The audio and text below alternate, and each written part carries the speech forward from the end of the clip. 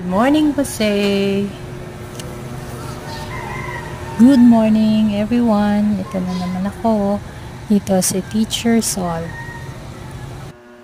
Nandito kami ngayon sa Basay Summer. Tingnan natin. Ito ang Basay Summer pag umaga. Super fresh at ito yung kanilang mga bahay.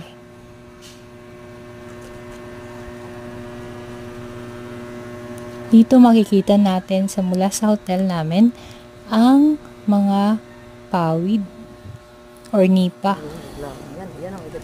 Dito naman ang downtown ng Basay Summer. Maghahanap sana kami ng alimasag at saka alimango. Tsaka mga kakanin.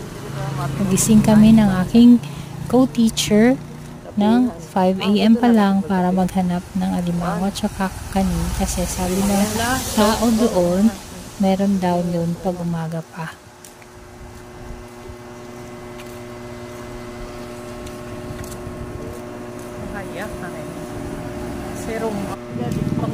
Ito naman yung papasok sa kanilang downtown. Medyo sira pa yung kalsada. Ito naman yung basketball court. Kaya naglakad-lakad muna kami ng co-teacher ko. Nagtanong-tanong sa paghahanap hanggang naglakad-lakad kami ng malayo pala.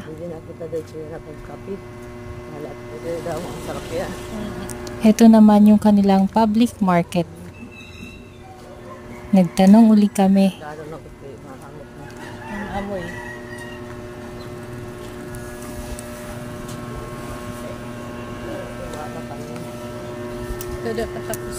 Super linis ng kanilang public market. Makakanin po, bumanginin po. Sarnit? Makakanin po. Kakanin niyo sa ato dito. Mabaktas pa ka mga ito, ato dito kayo na proper po dito. Kakanin. Dini mga kuan na din ni sir. Mga wala ni karne, mga saging, mga vegetables. Ito naman yung kanilang church. Naisipan kong magsimba muna kasi uuwi na kami nung araw na yon. Ito, nakita ko ang ganda ng kanilang church. Old na siya pero ang ganda pa rin ng structure niya.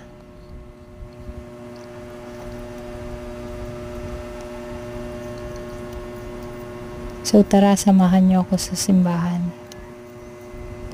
So, yun lang. That's all for now. Thank you